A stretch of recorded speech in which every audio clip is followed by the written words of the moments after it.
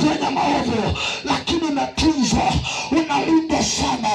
Watu wana maswali, wanajiuliza ya kwamba huyu Mungu kama yupo, kwa nini ninaroga na bado ninaishi? Huyu Mungu kama yupo, kwa nini ninaua lakini bado nipo ninaishi? Huyu Mungu kama yupo, kwa nini ninaiba na ninaivisha? Huyu Mungu kama yupo, kwa nini nafanya uzinzi lakini bado nabarikiwa? Sikiliza, maandiko yamesema dunia inatunzwa.